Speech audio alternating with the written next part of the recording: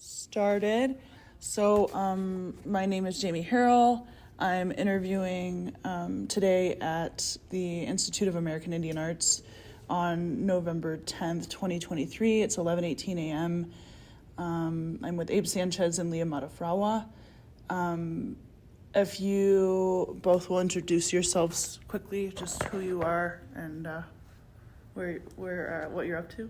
Okay, well, I've been invited and honored to be here, that Leah was able to invite me here to come to the Institute of American Indian Arts. I had no idea where I was coming. I had no idea the magnitude of this place, to be honest with you.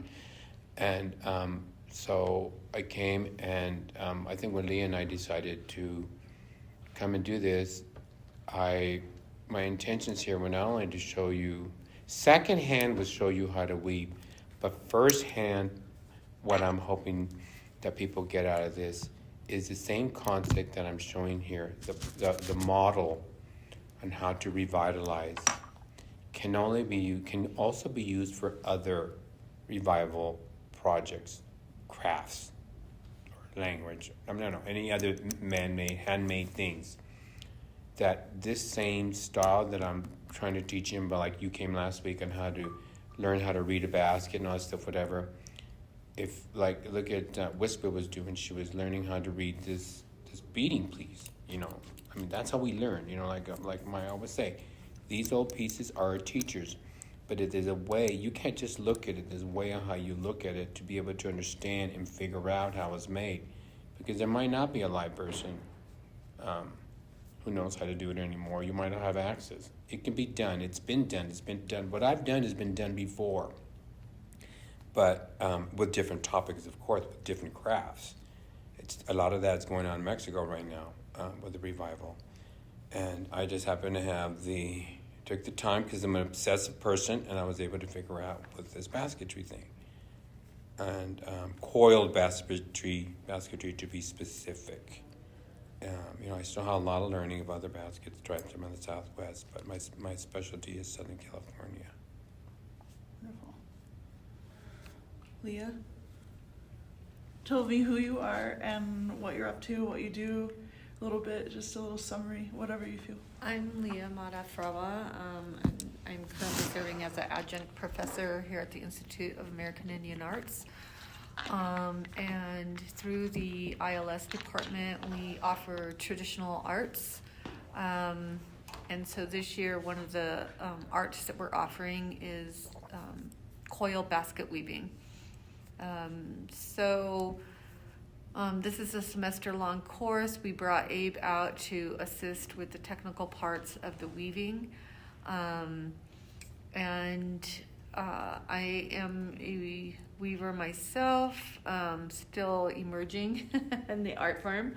And so we decided to kind of share more of a Southern California style because it's what we both know. And it's we have access to those materials to collect as well. So access to materials is a big part of why we selected to do California style basketry. I think that's it. Excellent. Thank you. So the purpose of this interview is the thesis that I'm working on individually is a specific focus in Chumash basketry, weaving in Southern California, and a more a contemporary exploration and also conservation of practice and materials. So between the two of you, you can totally bounce back and forth, have opinions on it if it's whatever you feel comfortable answering and all of that jazz. So I'll start. First 5 questions is the history of Chumash basket weaving and what we know. So can either of you provide an overview of the history and significance of Chumash basket weaving within the Chumash culture? Most basketry started off as utilitarian. And so it wasn't, they were part of, like you say, our pots and pans, right? It was something that we used as part of our material culture in terms of food processing. and harvesting, collecting, but also for ornamentals. So in Southern California, basket caps are a big part of the culture. And so basketry played a huge part in Chumash culture in terms of food, adornment, and also some specialty baskets, like trinket baskets that might have been that were used for, holding objects, so maybe necklaces or other smaller items. Seed beads, right? Seed money. Shell, yeah.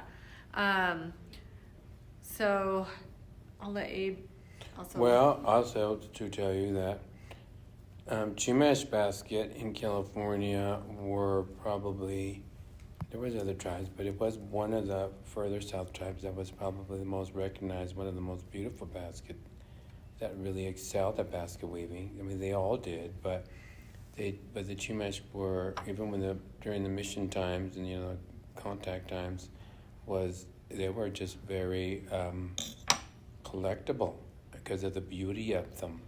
I mean, if you look at some of these pieces, you can see why that people were not any different than we are today. There was people out there who admire these things, and so that's the important thing there about basketry. But yeah, you're right. You were utilitarian at the beginning, but I'm sure more than that. They identified the person. They identified, like I said, it was a woman's china cabinet. How pretty it was, and they were everyday use for what they use. But not to mention that shapes and uses of these baskets change as time after contact. How they started to change from shapes to purposes that they were used for.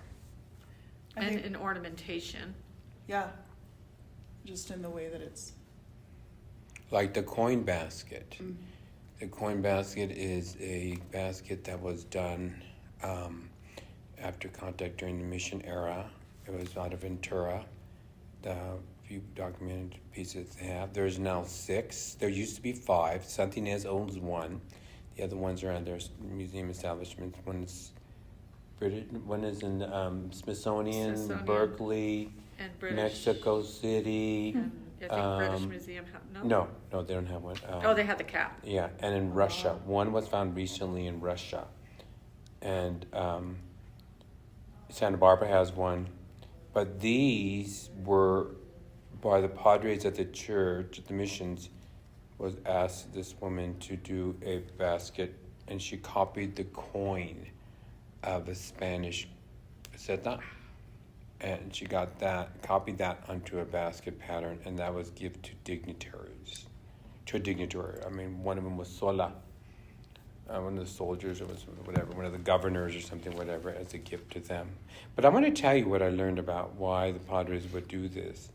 Because the missions get a lot of bad rap. Lately, they've been getting a lot of rap.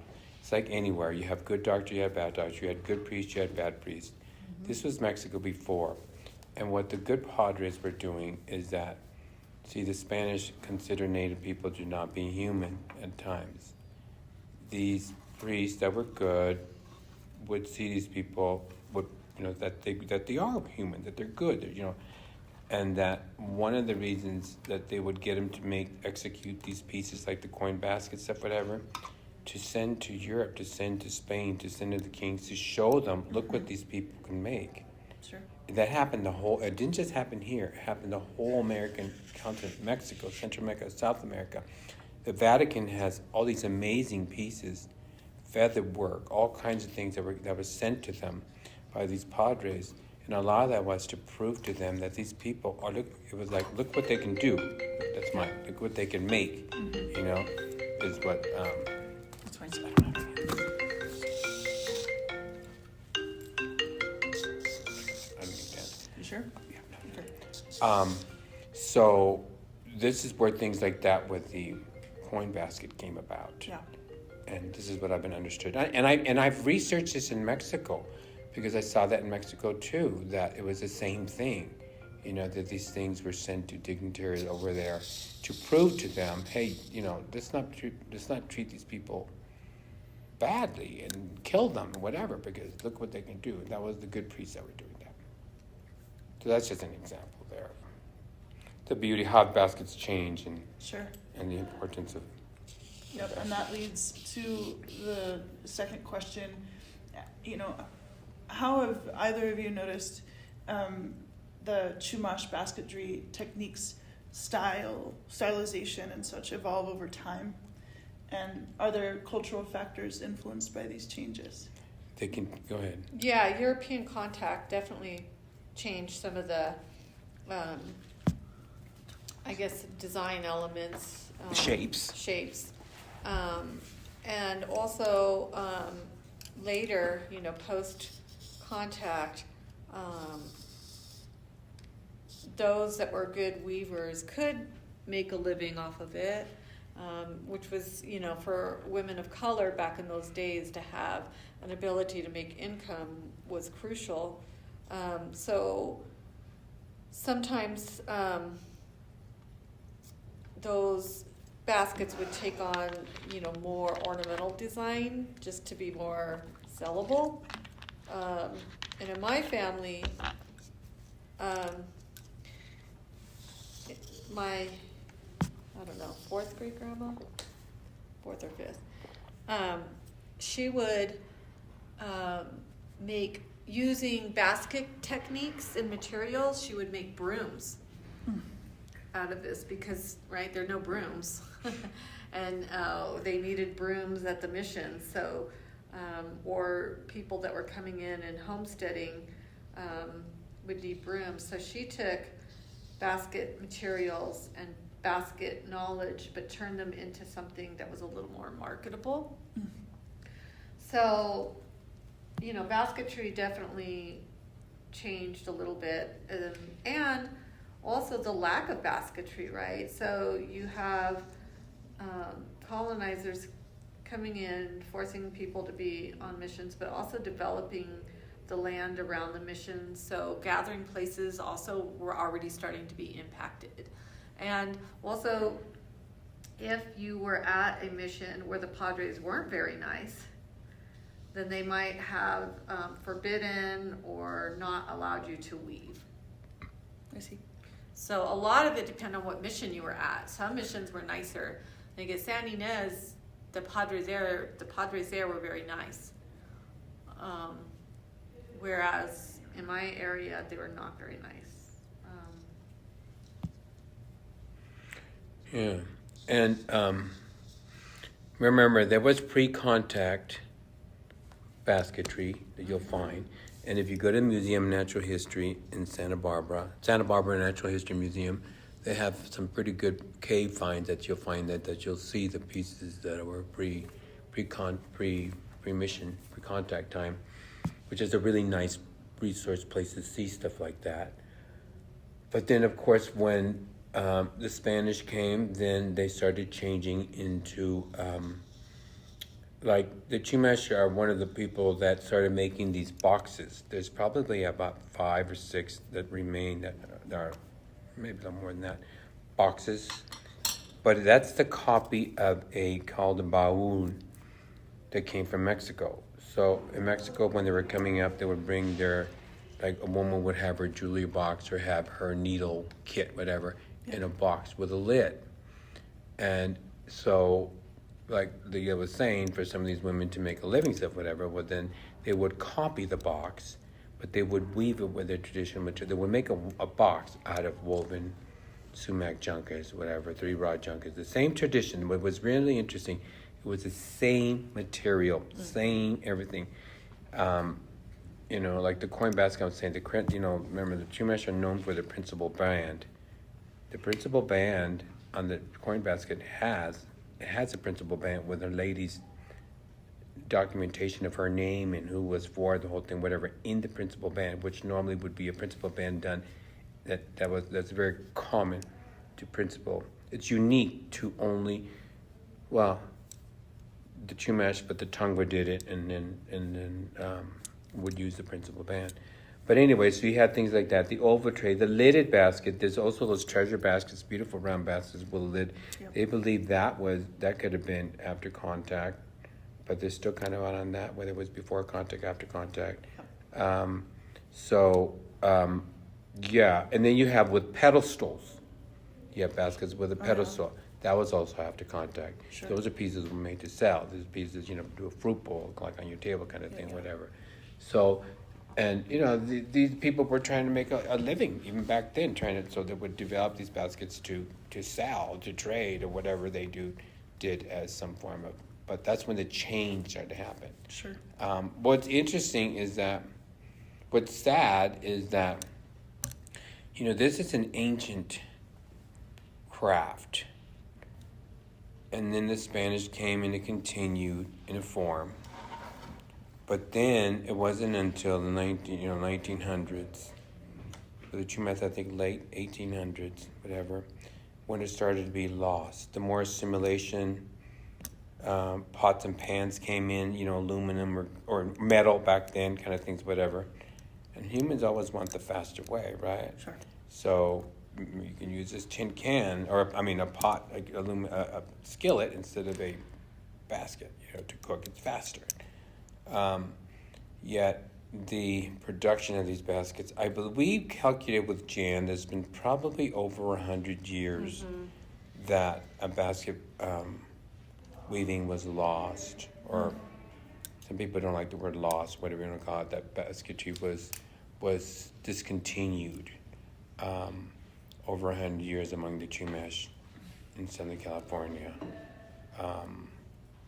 With now this interest in resurgence and revival that we'll talk about later if you want, but there's a lot of Yep, we'll get there. yeah.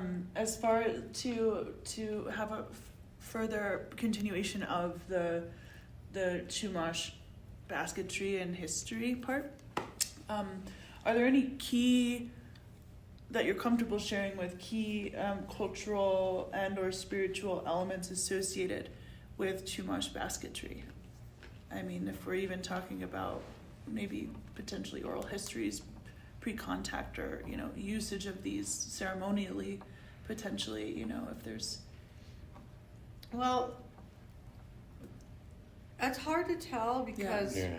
there hasn't been a consistent Yeah. weaver. Yep. And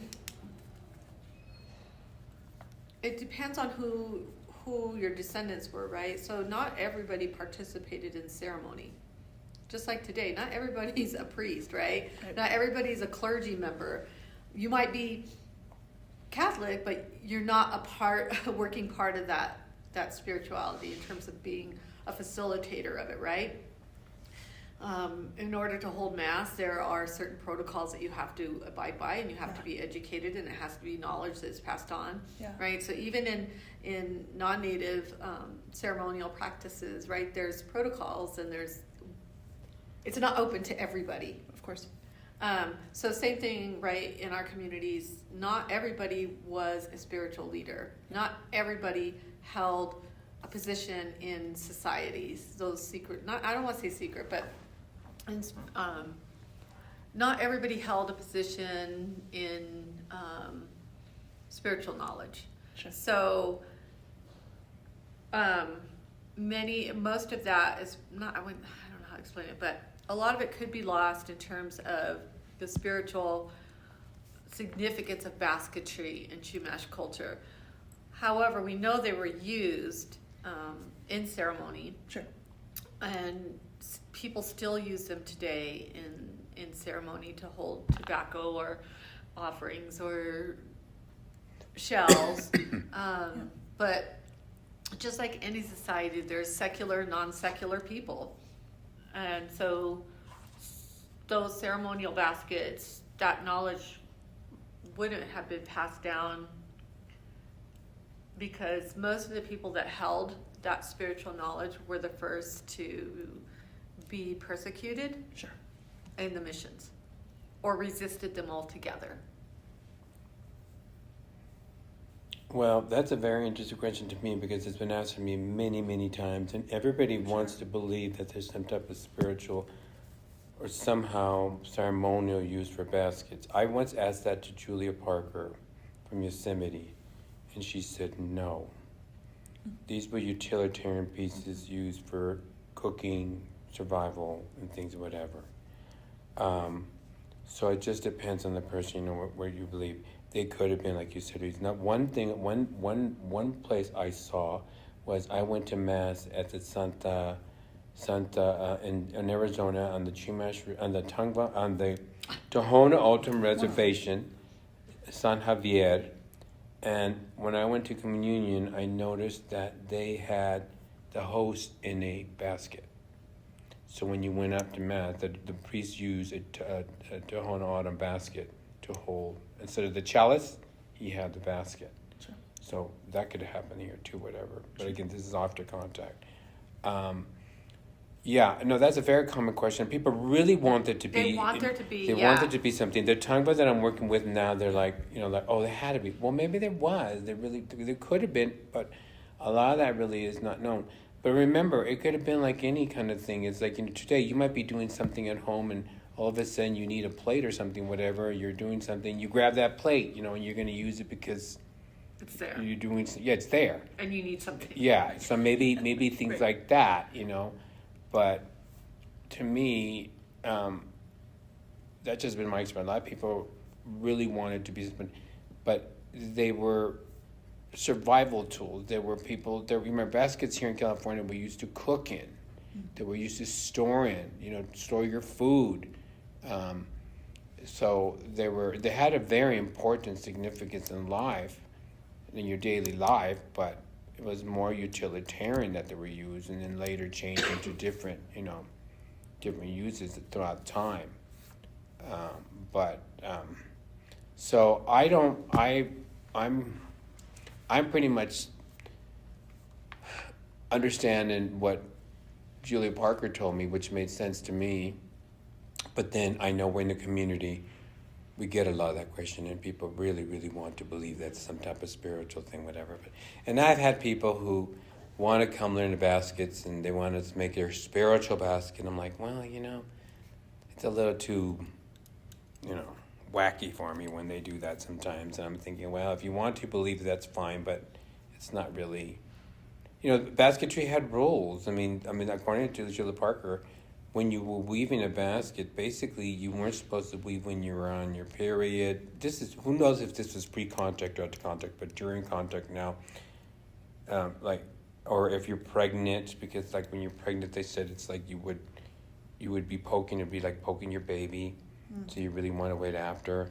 I also learned from them that when you have your water, you should keep your own water as a weaving circle.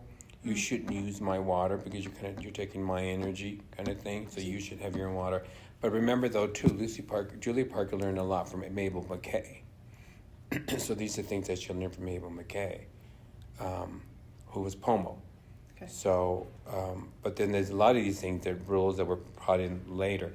And I know that one of Julia Parker's nieces, granddaughters, is really on the fact that I've gone with them to do the traditional walk, and supposedly if a woman's on her cycle, she's not supposed to go on.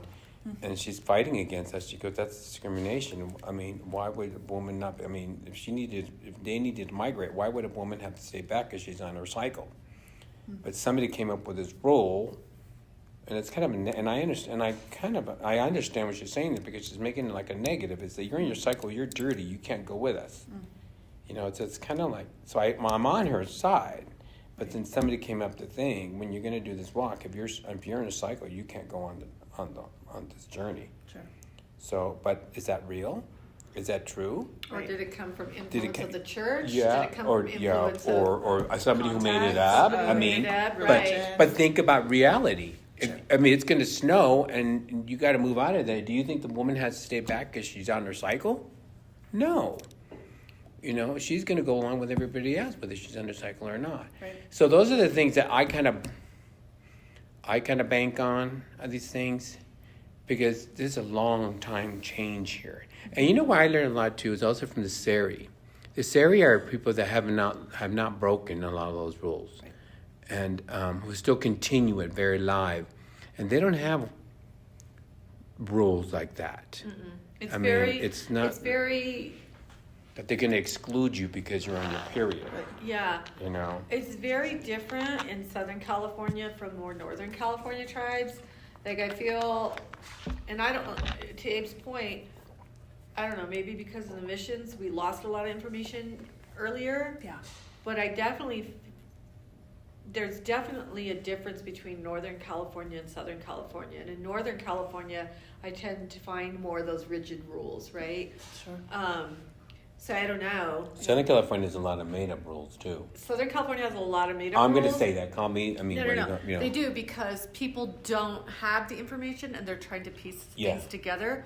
Or they might be learning from northern people who have those rules and then implementing them even though they're not rules from that community. Your people did not have powwows. No. Your people had gatherings. But what does everybody do now? They have powwows. A lot of people have powwows. That is not California Indian. I know. Right. That's why I don't powwow because it's not. It's not your tradition. It's not mine. No. But it's taken off, and but it's it's been taken off. received, and it's been like fry bread. California too. Fry bread is big. That is not traditional. Right. You know, it's toxic waste. The way I look at fry bread, but but it's brought into the community, and they've taken ownership of. They've taken ownership of power. And this is where I see that basketry. This is why my mission basketry is. I want to be very clear, but I'm going to teach you, but because I'm not California Indian, if you want to put your other rules on it, that's fine. But I'm not. I try not to get involved in that. Because Right, 'cause you it's leave it not up to my the you community. leave it up to Sure, community. yeah, we That do is that. not my responsibility to come. But from my knowledge and from my observation of Vasco Weavers I've seen around the place, I haven't seen things like that. That's a very hot issue.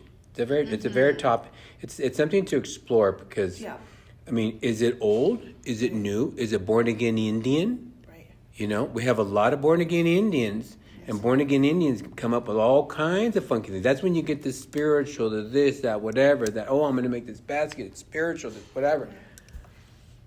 But I've we- seen it. I've Yeah. heard it. I'm around it sometimes. I'm like, But and to my other point is that majority of people were not in spiritual leadership positions. It was a select few, and they were in their societies, and only they would have that knowledge. It wouldn't be for everybody. A huge handful. No, of it's individuals. like a tiny bit. Sure. Yeah. Yep. Most people were just everyday people weaving utilitarian Yep. baskets. yeah. And so, and just like in any society, there are secular and non-secular roles. And not everybody, even in our Western society, is a priest or a father or a bishop, right? Very few people Yeah. are. Right. Most of us are just regular old folks. Yeah. You know, the Seri have a thing they bury there after birth. It's the important Yeah. part after birth. I don't know those, but maybe they carried it in a basket before they take it to burial. But You does know? that make the basket Does that- ceremonial, or yeah, is it just it's, you know, I using mean, it? Yeah, Just it's using it's this it's like I piece said, it's something that was there for- that they used. Yeah. Right. Yeah. Same It's with a like container. holding, right. Yeah, it's or a container, exactly. Right. So same with holding like our tobacco or any medicines that we use. Where are we going to put them in? Yeah. We don't have bags or anything. Sure. You put them in a basket. Doesn't mean Yeah. that it's a ceremonial basket. Yeah. You might use it in ceremony as Yeah. in a vessel to carry what you were using, but it doesn't make it ceremonial. Perfect example is you said it too, white sage, Right. burning white sage. That is not That from is our not community. Californians did not do that. Yeah. That's a born again Indian thing that happened during the hippie times that they started burning sage. But now the native people have taken ownership of it. Sure. Not my community. Yeah, we're still people in using California. Everybody, especially the LA, people, everybody in California uses this as this, cleansing, which is fine and it's kind of special and Sure, stuff, whatever. sure. But that is not. A sacred moment. But Native people didn't do the bait. I mean, I don't know about that. The Seri are now copied. The Seri have come up here, needless to say. I've kind of tainted them because now they can tap up a sage down there. Now they're doing the burning down there. That they're copying the people up here. Kind of the whole thing. The Seri are now, yeah. But they copied it up here. So they didn't do it either, but it's a copycat from Right. up here. That they have, it's actually desert lavender. Now they're burning it and stuff, whatever, and doing this whole, ritual. But that's a perfect example of something right there that's just been totally twisted. Yeah. Right. And now they're calling it cultural appropriation, that you're doing it. Well, yeah, but your ancestors maybe really. I mean, sage, white sage was a medicine. It's a very good, strong medicine. Medicine to cure you of illness. Yeah, but it You wasn't know. used like it is now. However, the though, way people- smoke was, I know among the Aztecs that smoke was very important in we ceremonies. burned it, And but I'm sure we, you did do some type of smoke. Chumash. we did. Yeah. We used what is now angelica root. So we used root and we burned it. And there were times where we would burn other plants, not just sage. But the white sage is not any part of northern Chumash culture. Sure. The Pomo used bay leaf Yeah. as, North, as yeah. We use the laurel- north. we They use- use that as a fragrance, as whatever. We do too. We The bay laurel. I was with some Okay. traditional people down in Southern California, in Paula, and you know what? They didn't use sage. You know what they did? They had a branch of elderberry, and he dipped in the water, and that's how he did a blessing. We sprayed you like a priest does Yeah, with just water, but he sprayed you, but it was a branch of an elderberry. He didn't do the old white sage thing. And this is an elder. Did I learn from that? That's what they did before. Yeah. But the white sage came in later. Yeah, we didn't use the white sage. We used angelica root or other plants, like Yeah. Yeah. like the bay laurel. We use the And, the bay laurel. Smoke and So that's what I think is important for you to kind of see that. Stay Right. open-minded to that. Right. Because there's old tradition, the real tradition, and then it's what kind of turned. It's sort of the thing that we're talking about, the basket. It went from traditional to started changing with, pedestals and stuff, whatever, and now this whatever, revival kind of thing, whatever. It's the same thing. So some of these rules, some of these people that people made up, and in the community sometimes something will come up and you won't question it, I myself, because I'm not Californian, I would, I hear things that people say things, and I would never call them out, or I would never question sure. it. I do But it in on my your own. head, In my it's head, like- I'm going, where did this come from? whatever. But I'm like, okay. Yeah. But Okay. I know myself. If I was part of the community, that'd be different. But I'm not, and I see a lot, and I just keep my mouth shut. And that's how I've been able to stay in the community, because I don't. Observe. I just, You're an I'm observer. respected, and they Sure. they invite me to come do whatever, and that's fine. But if they're gonna say something that I'm like, Yeah. okay, fine. Let's see. How has the art and utilitarianism of Chumash basket weaving been preserved and passed down through generations? I know that there was a discontinuation for a Total significant amount of discontinuation. time. So when I'm talking about the Revitalization. revitalization of it, I'd like to know if there was a spark specifically in Chumash. I know that you've endured it several places where you're educating and where you educate too. I think for so many of us, it's such a iconic part of Chumash culture. Yeah. And having so many pieces still in existence. I mean, granted, they're in museums all over the world, but we still know about them, right? We still can write about them. We can still see them.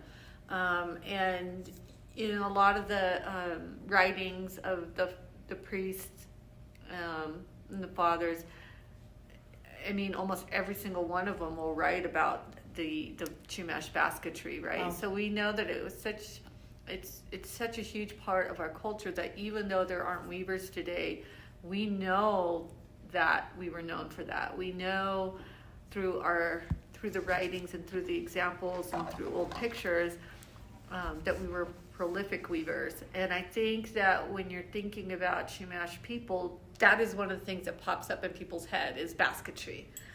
So for so many of our communities that lost our weavers, it was something that so many of us wanted to bring back.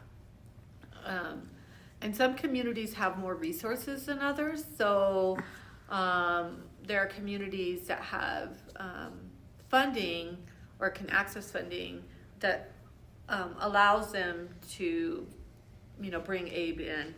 Some of our communities are not funded because of lack of federal recognition. So they're, trying to write grants, and that can be spotty at times and challenging if you don't have a good grant writer, if the community doesn't have a strong leadership that started a nonprofit. It's really hard to write grants unless you have a pass-through company, agency, and so it's challenging. But I think, at least for my families, we've been trying to get with Abe for a long time, but we are not federally funded, and so we're trying to look at grants and options. But also for us, it was space.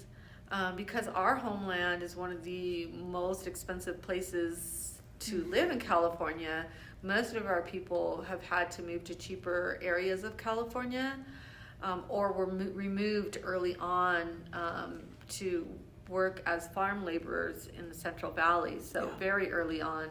Yeah. So, like in my community, just having a space to host Abe is challenging, right? The privatization of land to get even materials is challenging. So some communities don't have land bases, they don't have funding. It makes revitalization a little more challenging. I'm not saying it can't be done, but it's just a little more challenging. And so you're over here, you live over here. Debbie's in San Jose, right? So we have members that are spread out, but through our dedication and work, we do have a space now that's going to happen for us shortly. It's just being remodeled and redone. And so now that we have a space, it's going to be opening up within the next year for our use. Now we need to get the funding, right? But that's taken years of cultivating relationships with community members that had land, that were willing to be allies and donate land or let us use land, right? So that's taken a good 10, 20 years of my cousins and I working in our homeland to develop those relationships, and it's paid off. Sure. But it's slow going when you don't have money, right? Yeah, right. And so now we're working on grants so that we can bring Abe in, because we've been wanting to learn from him for a long time. Yep. And then with San Ynez, they had funding and they have land and space, so it was a little easier for them. And it's only their tribal members. And it's only their tribal members, yeah. So I get a lot of people, Abe, can I teach you class? I go, I would love to have you in my class, but I can't. You're not right. It's their tribe is paying for it, so it's for their tribal members. So they will look you on the rolls, and you can only be part of family in order to be in that class. So. Got it. Yep. So. Which is different than in our community. Where but let me tell you this too. Also, your question is 1910s or whatever. Beta Pico, off the top of my head, I think is the last documented live person that I think that was weaving. I think Beta Pico. Was she? What was she Ventureño or? Yeah, she's Ventureño. But what about? Was it Candelaria? Candelaria, a little younger? Maybe around that time, whatever. But I know Petra Pico seems to be the big name that I can off the top of my head right now. Petra Pico was probably one of the last. Candelaria. Yeah. Wasn't it Valencia? Candelaria? Yeah, those are some of the last. Those are in Ventura. Few people who were weaving. And those documented. There's pictures and archives. And then after that, boom. Nothing. San Ynez did have somebody, a number of years ago, they were telling me that there was a person who came in and was trying to help them out. And I saw some of the baskets they were doing. It was like rag baskets or something, whatever. Mm-hmm. They've been playing with it. They have been playing with it over the years. And then we had Linda Aguilera, right, who was well known as a Chumash basket weaver, but then her materials are not. There was one of the baskets at the place on Monday. Her baskets was Linda's were. Time period? When was that? When she was producing. She's still producing. She's still producing her. But her stuff is not junk. It's not that Chumash thing. It's not traditional at all. Traditional. But she's known as a basket weaver. Was that one that was really ornate? Mm-hmm. Yeah, the red one with all the bead hangings and whatever. Feathers. Yeah, that wasn't feathers. That was red string. Oh, string. That is not Chumash. Okay. At all. In terms of materials and nothing. Design. She's Chumash. She's Chumash. However. But the basketry would was not be done in considered Chumash. Chumash basketry in terms of materials and weaving patterns. You're going to run into that, okay? And then I know that there was some people in San Ynez that somebody came in, way before me, somebody was telling me that somebody came in and was teaching them stuff, whatever. But then they tried TIMA. Didn't work out. It didn't work out, and then they contacted me. I had just retired. I said, okay. Nikia took the plunge. Okay, we'll do it. We committed. We did it. We made history. We got about only a handful of people. We're still trying. We're still trying different alternatives. Yeah. The latest right now is, I gotta call them to remind the group about that, is we were doing really good. I've been there almost 5 years, and we've kind of got, I can tell, we have Susie Hammer, done really good. Mercy Weller, Lisa's doing okay. Mary, her partner's doing okay. There's probably about 4 or 5 people who are kind of doing, who caught on. They get a lot of, like you said, they get a lot of respect and a lot of support if you're a basket weaver. In all tribes, really, you really get I mean, I've seen myself, you get a lot of really, people are going to roll out the red carpet for you in communities. But there's just, it's so few. But that has been kind of a struggle. But the last approach we took that came really, really good, because we were getting very short attendance. And I talked to Nikia and her daughter, Anna, who is the new coordinator. I said, look, let's try this. And it's perfect timing, because I've seen this work before. Remember, not everybody in the casino gets money. Right. Not everybody gets money. And family members, so I said, look, we're at a perfect place right now that they have the super duper state-of-the-art museum that they're going to open. The store, the museum is asking for pieces to make things, crafts that they can sell at the store. Okay. So I said, let's get these folks here to start making, because everybody was overwhelmed by trying to make a big old basket. It was too much. Let's start them up with earrings, medallions, hair clips, whatever. We did one last time. We had a full class with waiting lists that couldn't get in. So it worked out really good. It brought people in. But there's something that I'm trying hidden that I'm trying to figure out, what I've seen before. It's going to get their interest. They're going to make a little earring. They're going to sell them. It's, I can make another one. Oh, well, maybe I can make a basket. It's going to hopefully kind of enlighten them to kind of develop it. Now they have a purpose. And now it's like, well, you know what? You got your museum. And I'm using the terms I'm using to look. This is your museum. You're going to be able to show yourself off in your museum. You're part of this museum. You will be part of having your pieces in this stuff, whatever. So those are the key things that we kind of put in there in our promotion to this class. Yep. And that was, it just went perfect, and people showed up. So we're gonna do part 2 next month with the same idea of getting people to come and says, But my intentions are, my hidden agenda is to kind of get them hooked, get them to learn, and then to want to maybe change and make something bigger. Yeah. Also, a little financial gain is always good for everybody. You know who did real well, excelled at basketry? I've been when I first started weaving with the Kumia, I started weaving. I was frequently visiting the Kumia out of Baja, Mexico. The Kumia was divided in the U.S. and Mexico side. You get the Kumia on the Mexican side, who there were still weavers there. The U.S. side had lost many of the weavers, but the Kumia, Mexico, whatever. The way Mexico works is people will do anything to make a living, but they can't, to work or style, whatever. Yeah. So gringos discovered these Kumia people across the border that were still making these baskets. Well, these people, at the beginning, their baskets were very, very simple, very plain. That some of the elders that remember doing it were still doing it. And then they started selling them, okay?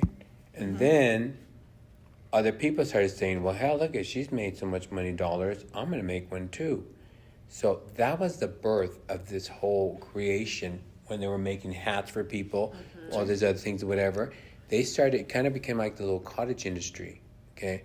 That they started making these things, and it excelled the production of basketry there. Now, one of the women there is actually from that same village, La Sora. I just saw her. She's even documented one of the maestros of basket weaving in northern Mexico. And she's even as a maestro in this book. So the good thing about Mexico is they do acknowledge these artisans. She got a lot of attention, whatever. And that kind of also gets them to continue to weave and stuff, whatever. Plus, it's an income for them. And that was a big trigger to get them to weave. Because people on this side of the border don't have weavers that can weave their caps. Yeah. So a lot of the people here that need caps will order them from There. that community. So they're in big business right now. Yeah. Ordering caps from. I see. I get them. I did them. I personally don't like to make them because I can't be creative. I'm got a request there for something else that they're going to call me. They haven't called me yet, but I'm like, okay, I'll do it. But I don't like to do it because they're very hard because you got to get the right side of the head for the person to make sure they fit and stuff, whatever. So there's all kinds of little things to it.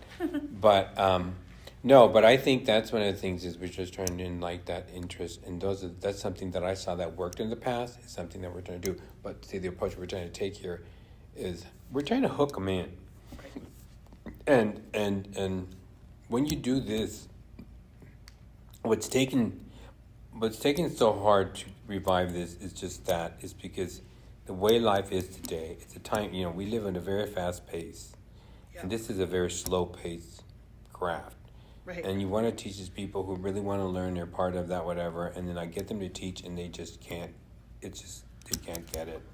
They don't want to commit, and then they find out it's not as easy as it sounds. I get people come to weekend class and they think they're going to build a big old basket in 2 days and they end up with a medallion if they're lucky, And so those are the things that that people get discouraged, but it's my thing, and I'm going to encourage you this, what you have to do is work with us for the Tongva people, is that we were funded for a year.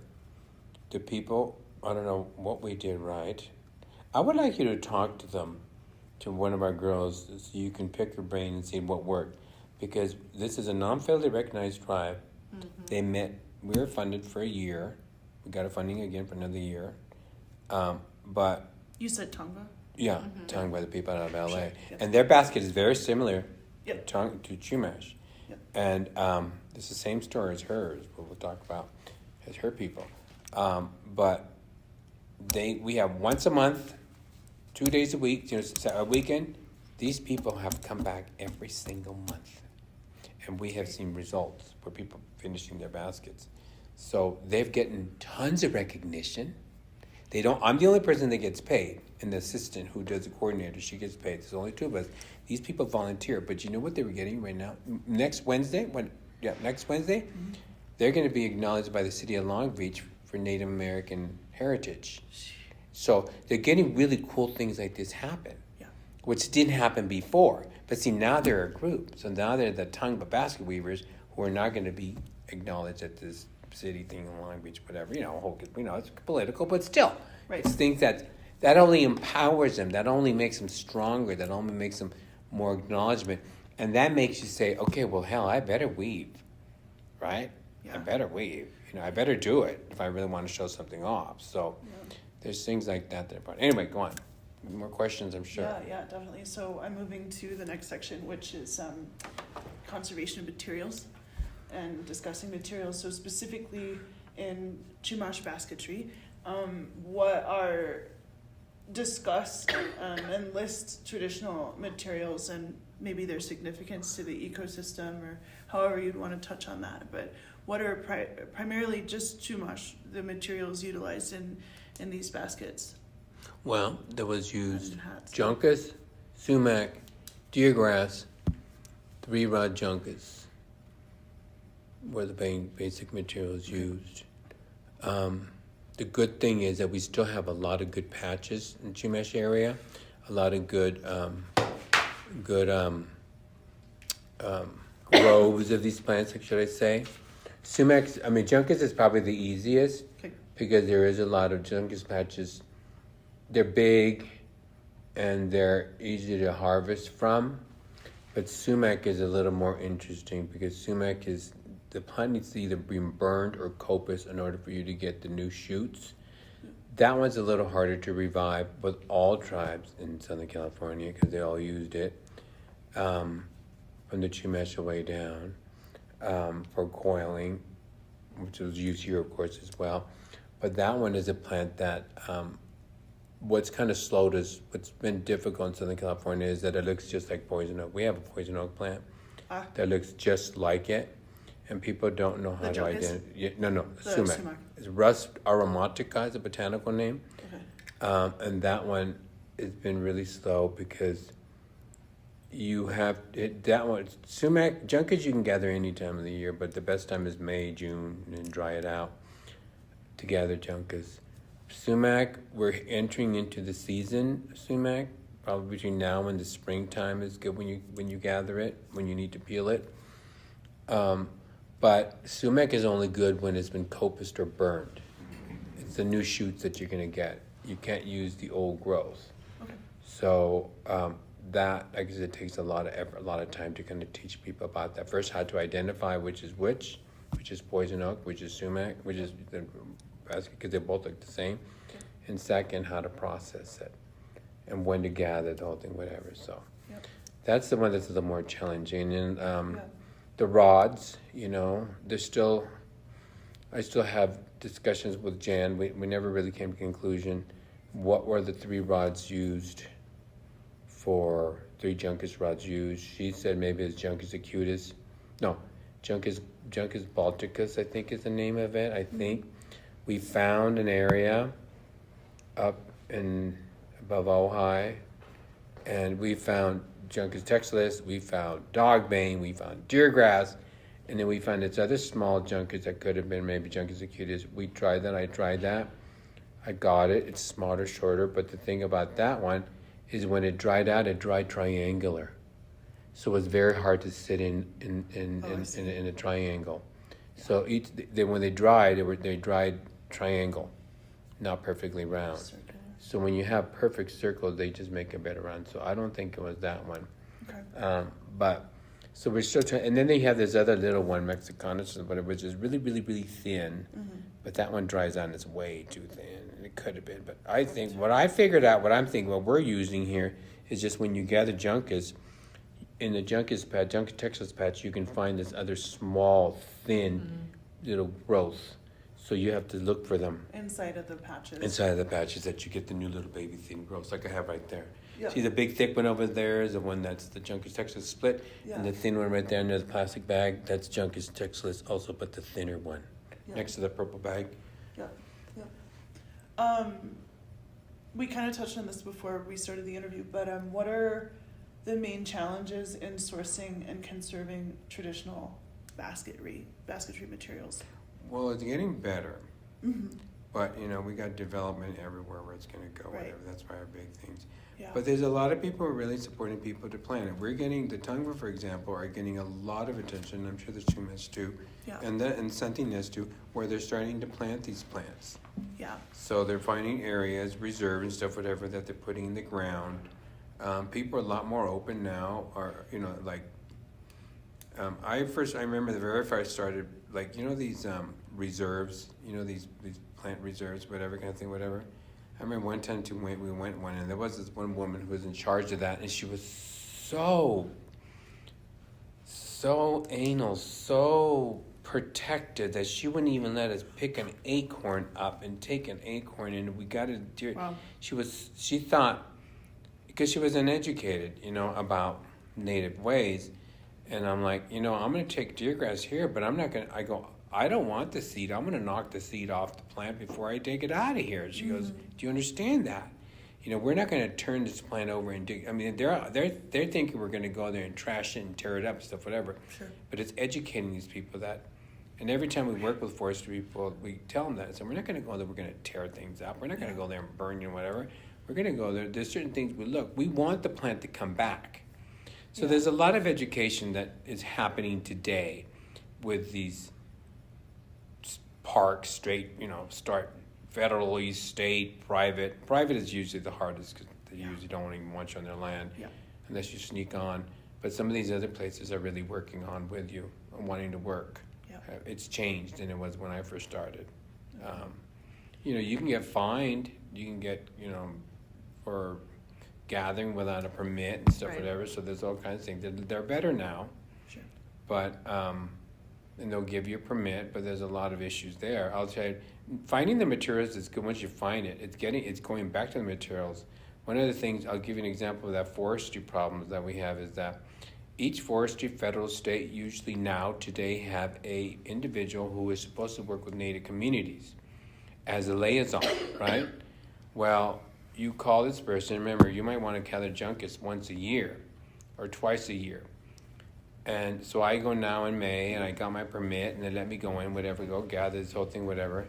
And then I call next year, and then what happens is that guy that I worked They're with, different people. they were promoted, they were gone. Ah, dang it. Now I have to start all over again. All over. And start to say, hey, you know what, this whatever, I have to track them down and say, I'm so-and-so, whatever, you know, I like to go in there, can you send me a permit? Okay, yeah, whatever. And those are the things that, barriers that really affect people in revival, you know, versus that. But the materials are out there, they are in danger of being, you know, whatever, but there's also not enough people out there to maintain them. To maintain it, yeah. Right. Or even to maintain those relationships with The forestry. With the Service. forestry, Yeah. And right? especially as quickly as that changes over and changes hands and all that too. Just developing that relationship.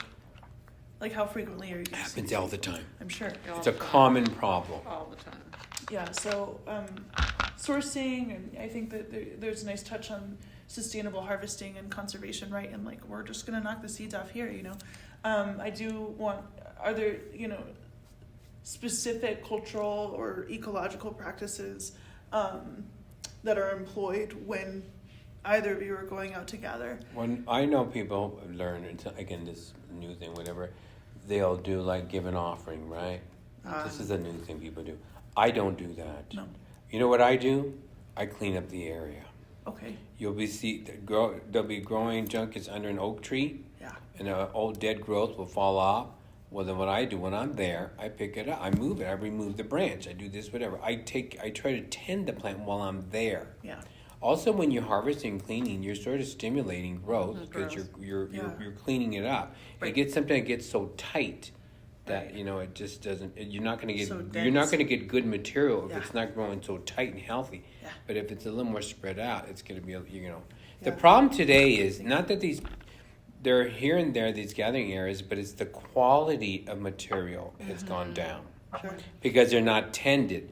That's the big problem. And a lot of it too in California is over the decades, you know, there's been a lot of suppression of traditional burning.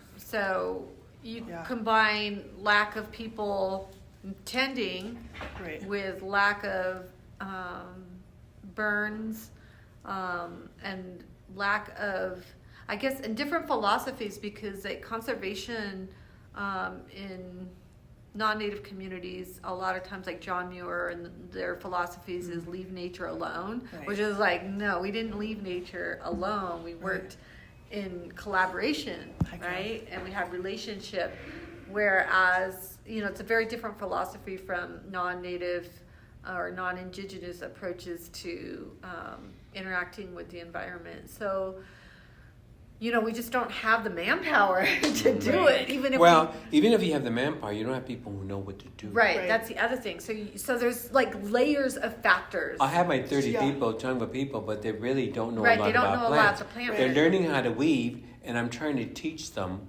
And when a donor was talking to me, he wanted me to come gather, I said, Joe, these people are green. You and I know a lot about native plants. These people are learning about native plants. They're not ready. They're not ready. They're not Yeah. ready. They're grown. We're hoping to the point that they can be advocates and be part of this plant Right. understanding, relationship with the plants that they don't have. And I've seen that on the reservation, off the Everywhere. reservation, everywhere, Sure. that people don't if have a relationship with even plants. like, so let's say Abe brings material, right? Right.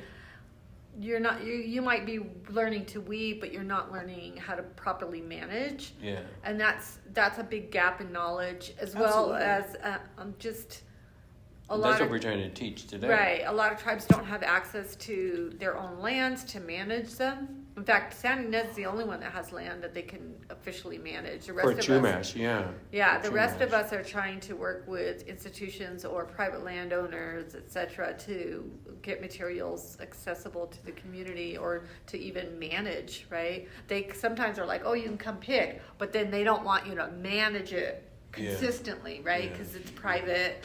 So Yeah, it's just yeah, it's really just hard. And then, federal, blah, blah, blah, blah. yeah, and then just the lack of being able to do any burns. So it's like multi-layered. It's not Sure. just like one I day. was able to help out with a burn not too long last year or something, whatever, and we helped out, whatever. But even that, what happened there was all kinds of bureaucracy to get the fire going. So crazy. And were you going to do this? And then all of a sudden, finally, when the day came, we actually did the burn. When they finally came, and we had all these people to monitor it. We did the burn, but then my question was this the right time to do the burn?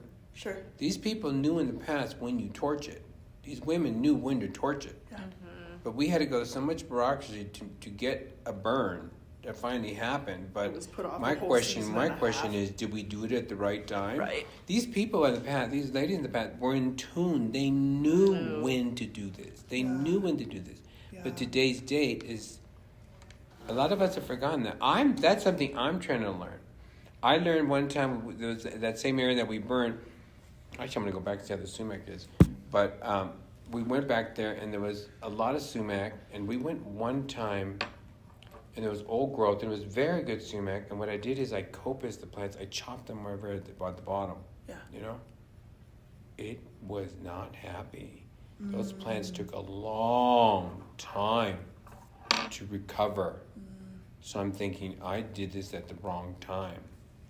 Because I'm getting learning. And now those plants are still okay, but they're not as happy as they were before. It's been taking them years to recuperate from that.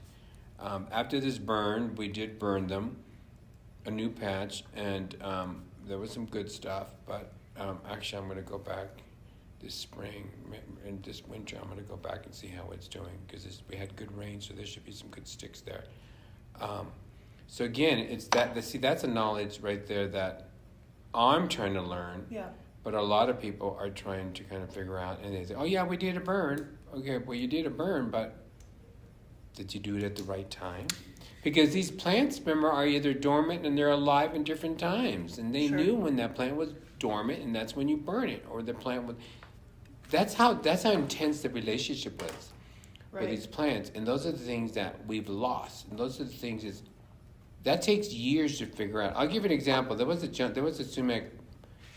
sumac patch, a fire that had happened at this above Ojai, one of those California wildflowers, right? Yeah. And I was able to gather sumac there for about 3, maybe 4 years. The new suckers coming up.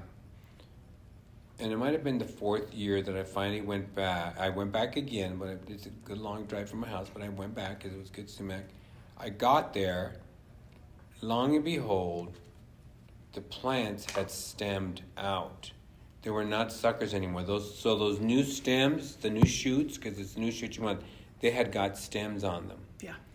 And the brush got really thick again that you couldn't even walk through there anymore and stuff, whatever.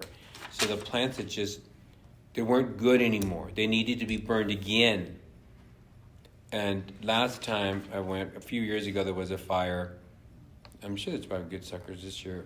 In that area I'd gathered was they stopped the fire right before, and I was like, damn. And the fire didn't make it as far as it should have gone over here, but there was other places that I found. But then we had the drought, and there wasn't a lot of good growth.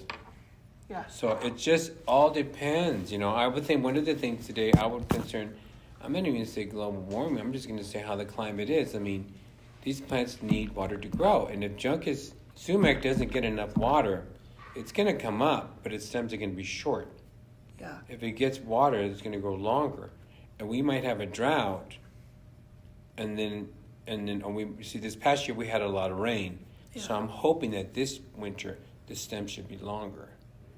So I'm hoping. Yeah. I'll soon find out. So those are the things, but remember, those things takes years to figure out.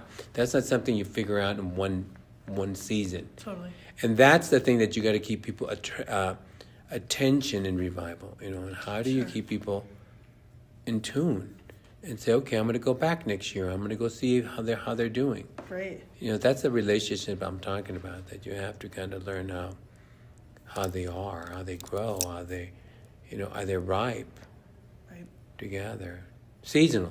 A lot of these plants. A lot of people don't realize that these plants are just like when you go pick your peaches. You pick them, when they're ripe in the summer.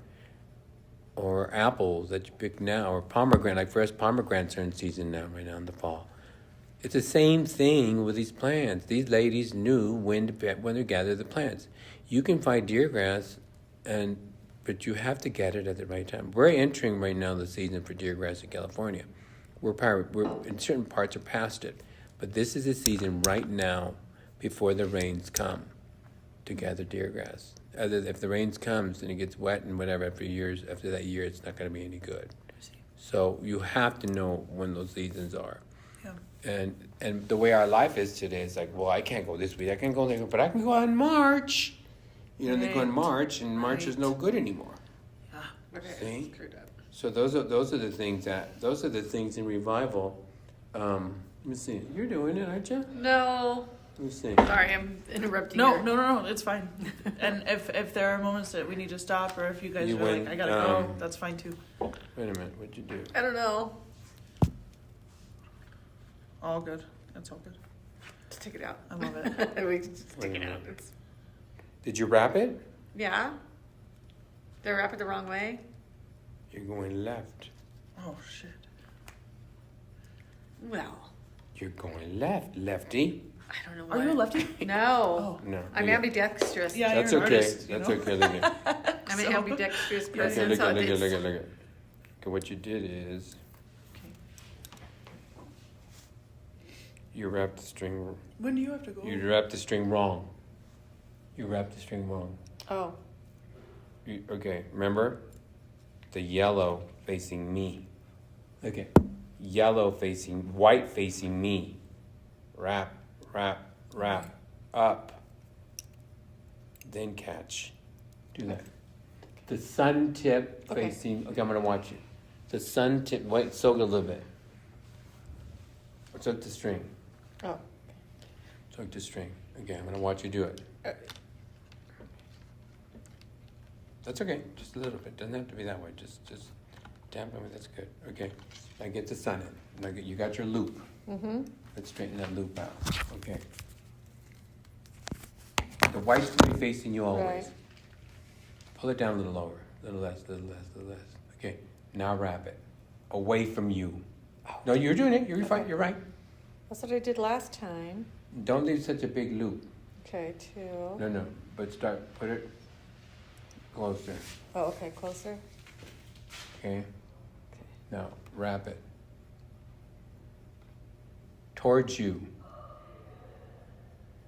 Okay, wait. You got the white, right? Mm-hmm. All right. Okay, you're gonna wrap away from you. Until you catch a little tail. Oh, catch Keep on it? going. Keep on. No. Keep on doing. 4 or 5 times until you this catch a little way. tail. Okay, go this way. Okay. Oh, Wait. oops. Yeah. Sorry. Yeah. Okay. Keep on going.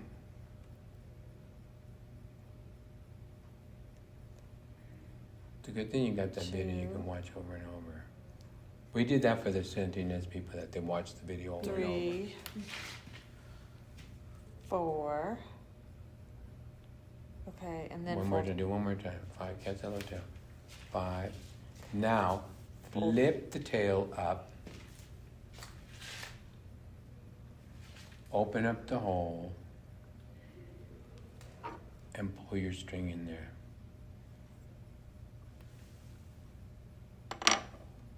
going over, right? Go through the hole. Oh, go through the hole first? Yeah, you're gonna catch it now.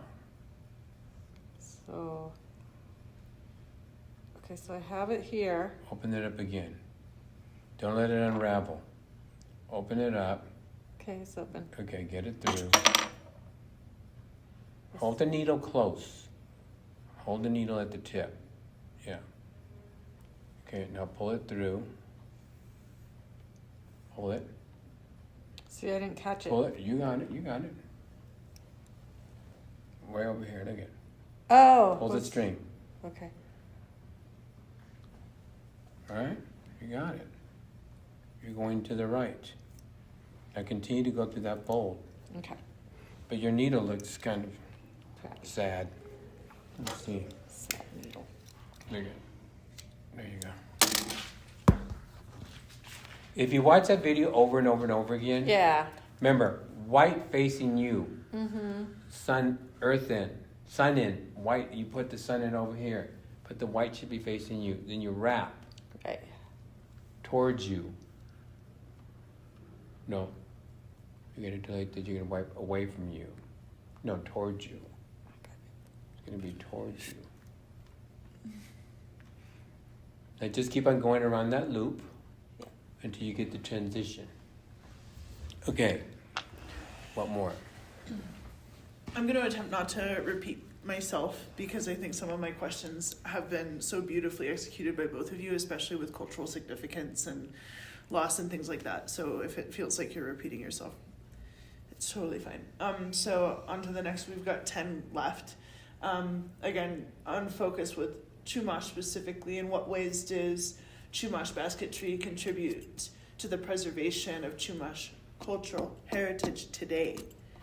I know that it's like, as we've mentioned, it's a revival, but how is it contributing, significantly? It's positively contributing. It's the people I work with are just like very, it's all good.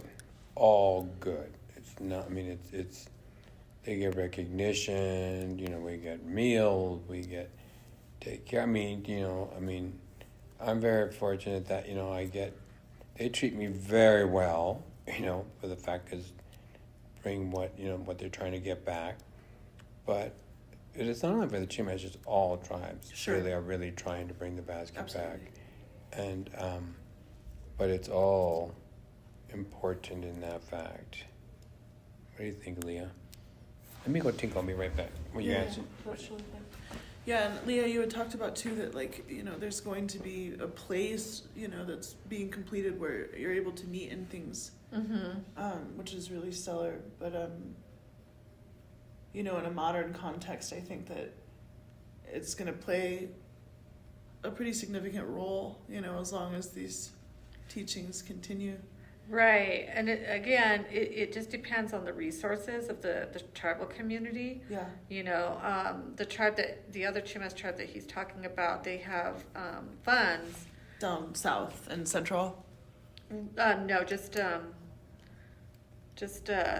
Central Chumash, because they're the Okay. only federally recognized band. I see. And they have gaming, so their resources allow them to have community live together because they have land, they have housing, land, they have a tribal hall, they have places where they can physically meet, they have land where they can grow or cultivate plants, and they have, they can pay Abe. Right, where other bands don't have that. Yeah. To lean into your affiliation to Chumash and expertise, let's see. Can you share examples of efforts to revive and revitalize Chumash basket weaving traditions and their impact? I think that what I meant by that question too is, how it's maybe influencing younger generations too that are out when you gather, if you've seen any impact of any kind, possibly? Not really. Yeah. It's mostly the older folks, and Okay. that's because, so many of our younger people are just trying to survive. Sure, right, yeah. Right? So, if you look at it through an anthropological lens, we know that the better societies have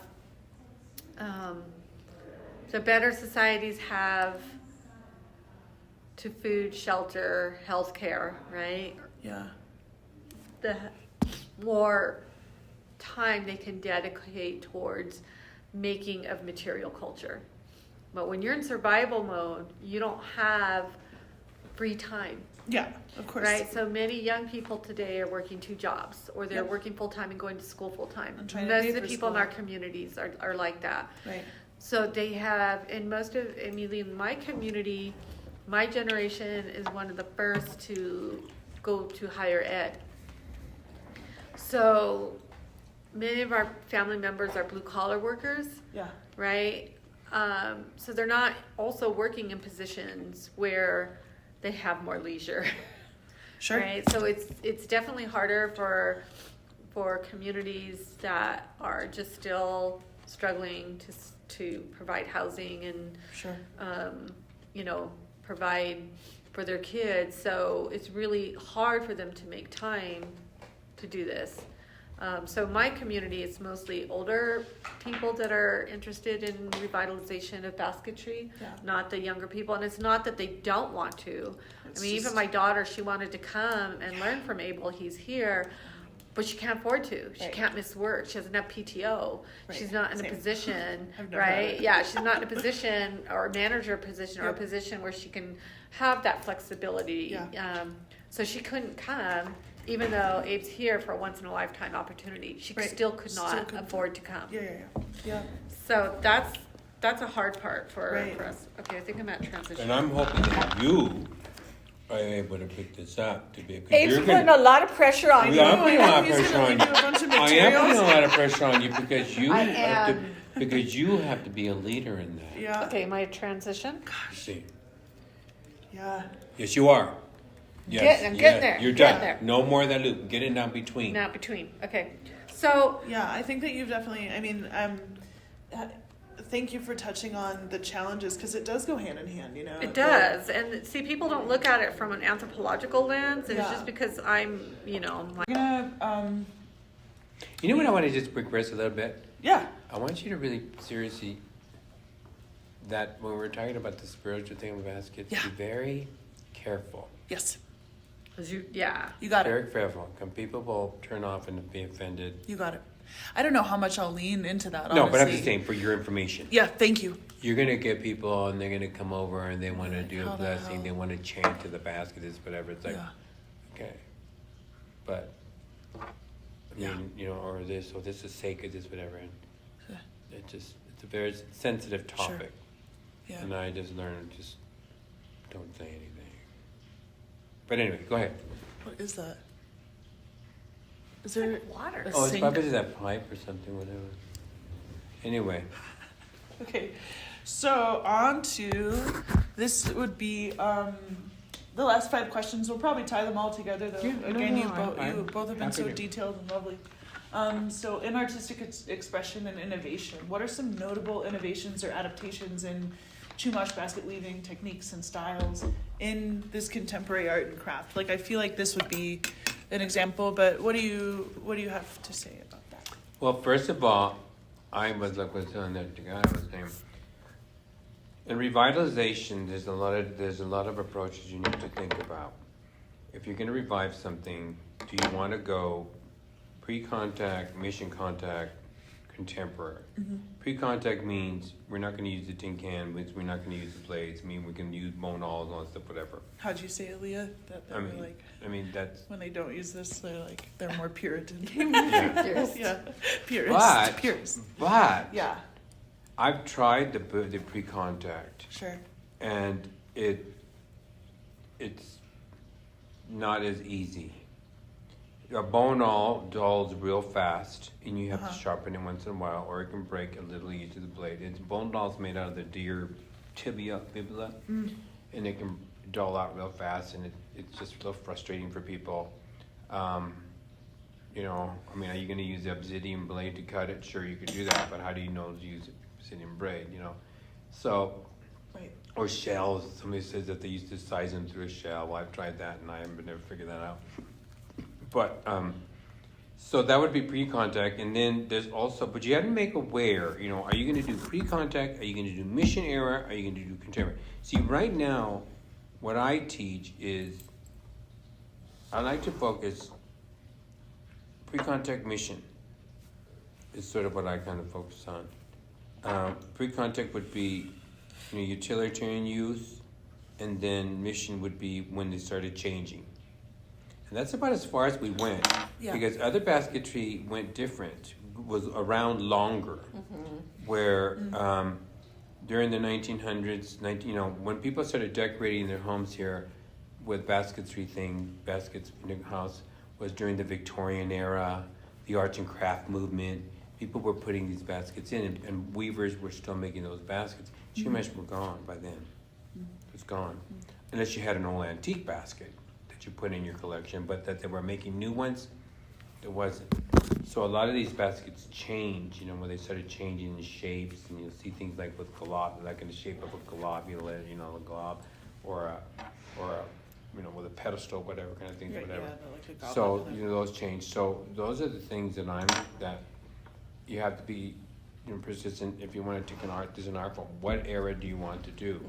I am a purist in a sense in what I teach, because I think my mission, I feel, is the importance to bring it original as we can.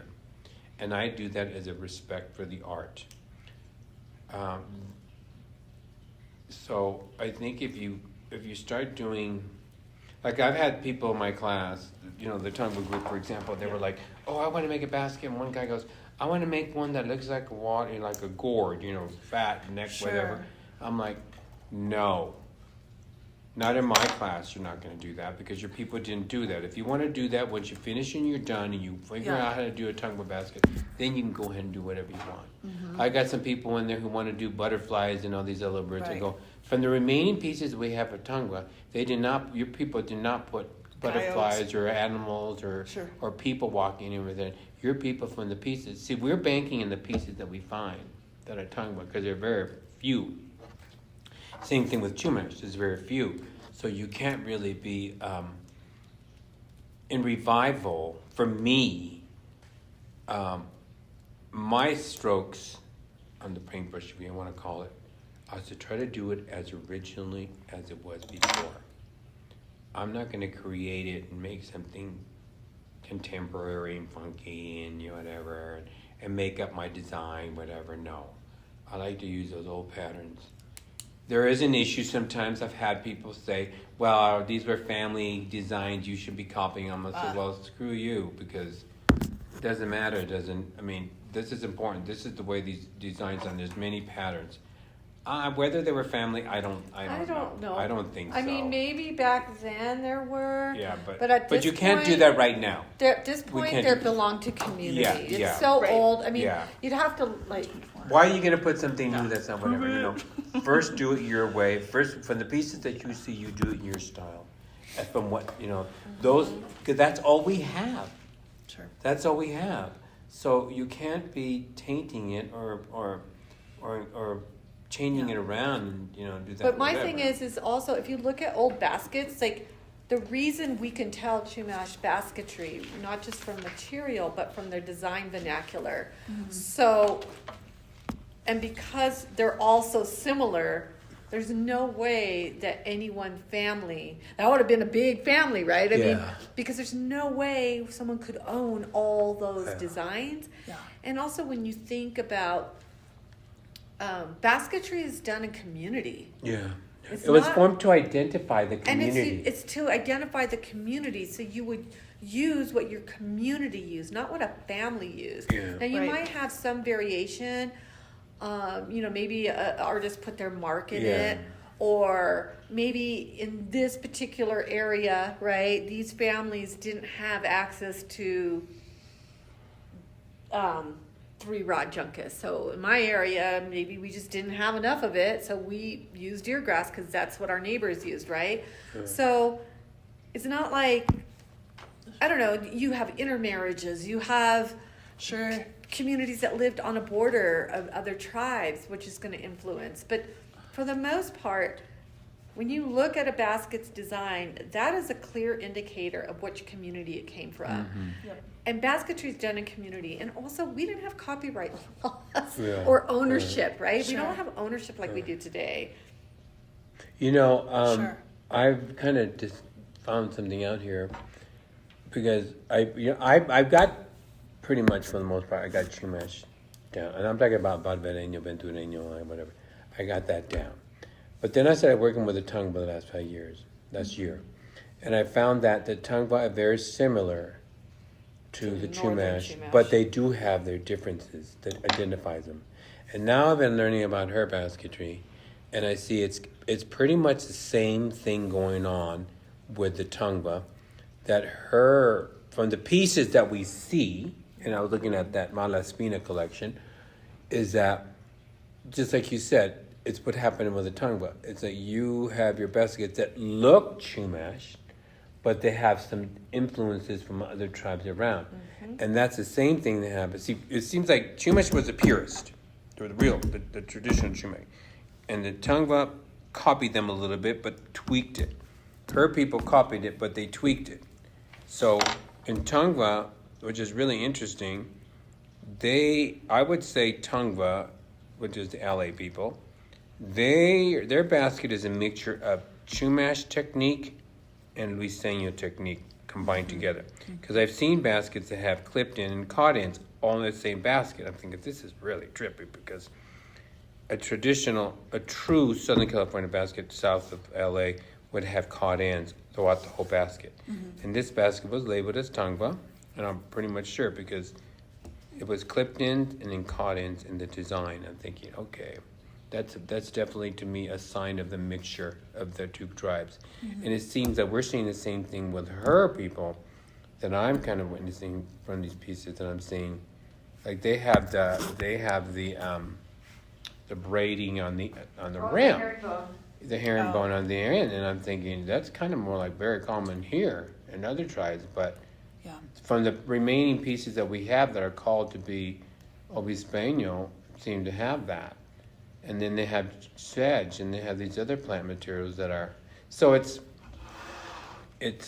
yeah, but I guess to me it's just, with revival you can't mess with it. Sure. You're either going to revive it, or you're just going to take a different route and come up with something else that's totally contemporary.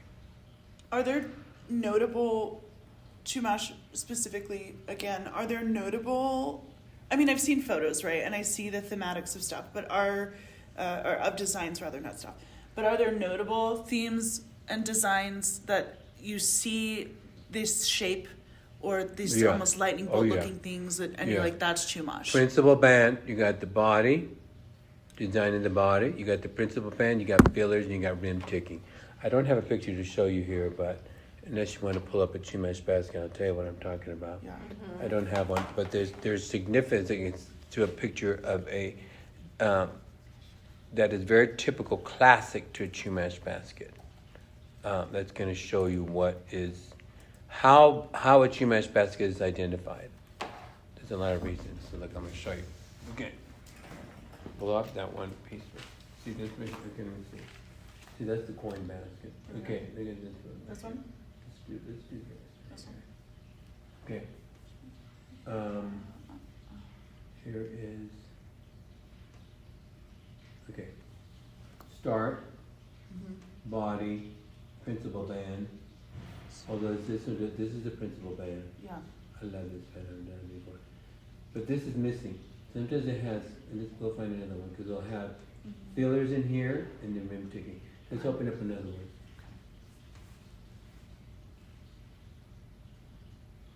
See.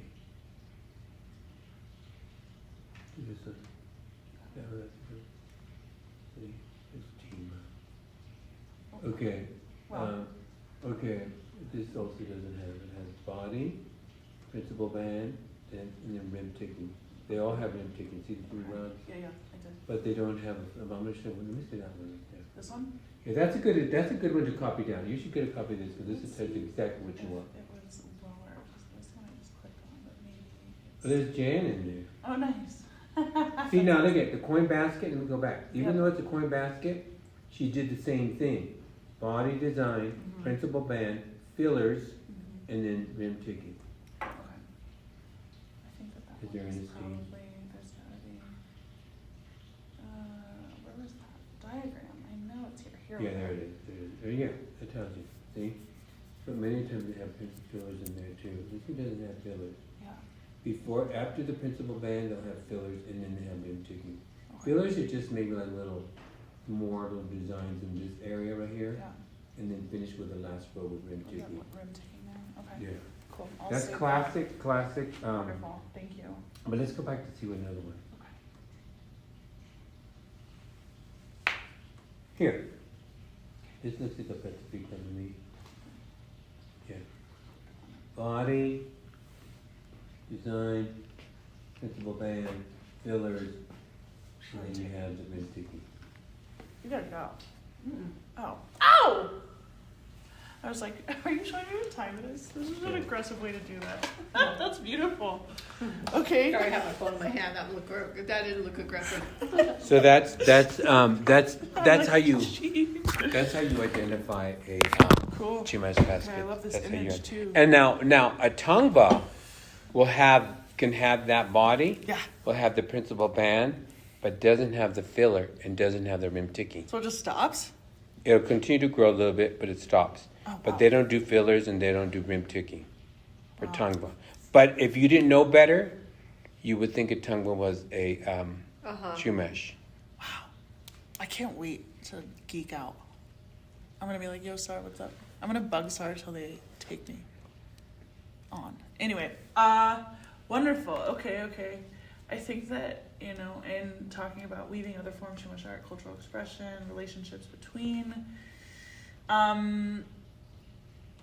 this is kind of the last question for both of you to elaborate on. How do you envision the future of Chumash basket weaving, including its cultural significance, sustainability, and artistic evolution? All my questions are huge. No, that's okay. Well, I think we're at the birth. We're at the beginning. Sure. It's at the beginning. That's really special. There's interest. There's, it's a lot.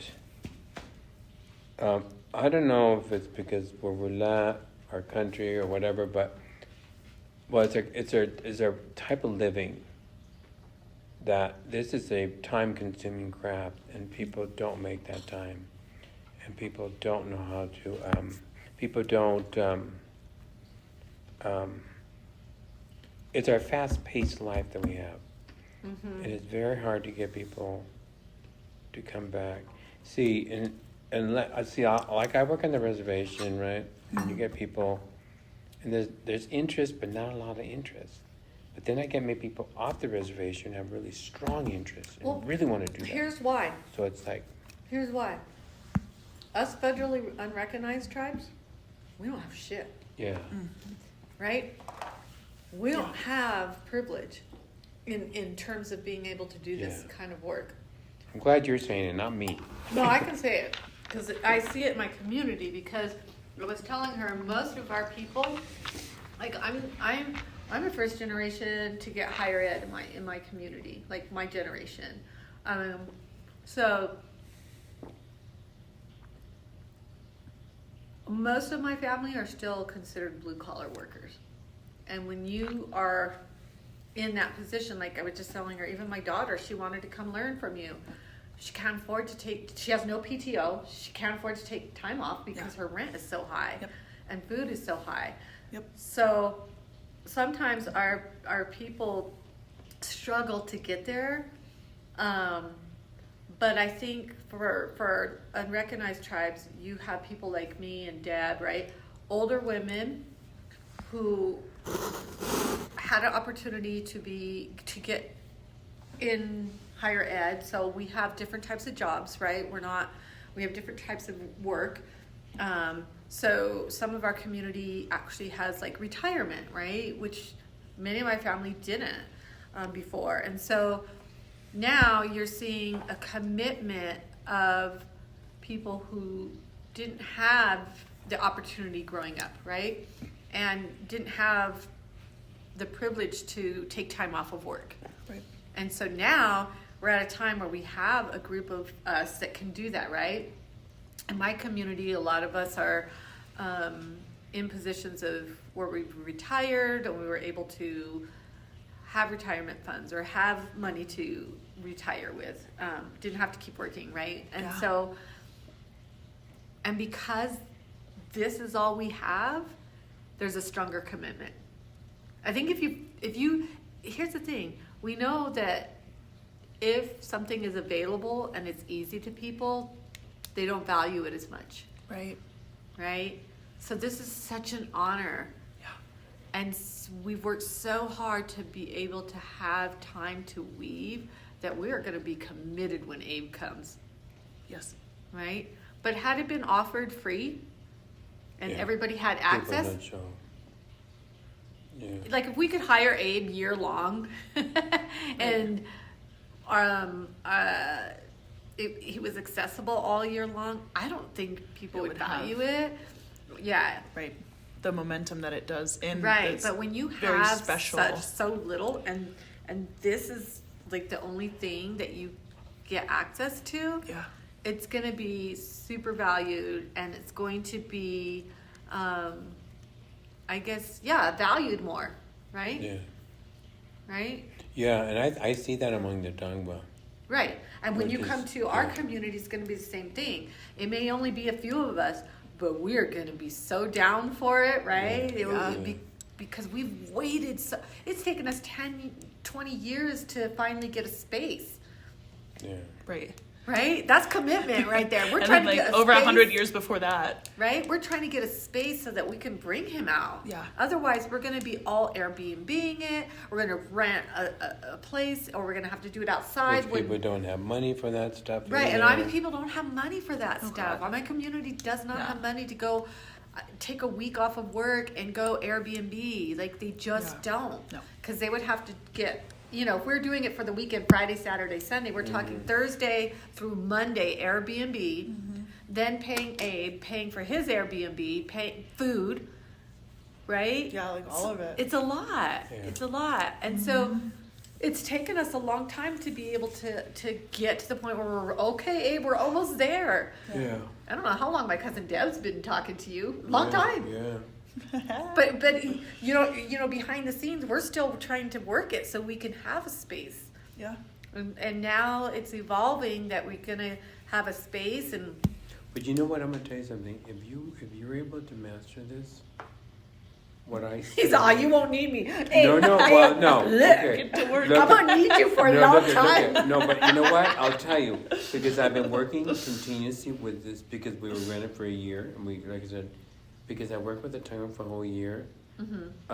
I saw what happened, and that it really took off, and which I think you can do the same thing. I think you should talk to our girl who's doing our organization stuff. She's a really good person. I'll tell you what you need. You need a committee. Yeah, This is what, and you need a good person. You need a teacher, yeah. and you need the coordinator who's going to be able to put these things together. Put it all together, yeah. That's what we have. We're Yeah. blessed with that. So we have this committee I report to. They got me, and they have. So I just come there and do the job, do the teaching. I don't have to worry about calling you. Are you going to come? Whatever. We have Lali who does that. She's the one who's on your butt. Are you coming? You're going to register. You're going to. This is where we're going to be at. Send you directions or whatever. I don't do that. I just do the actual teaching, and then I have the committee.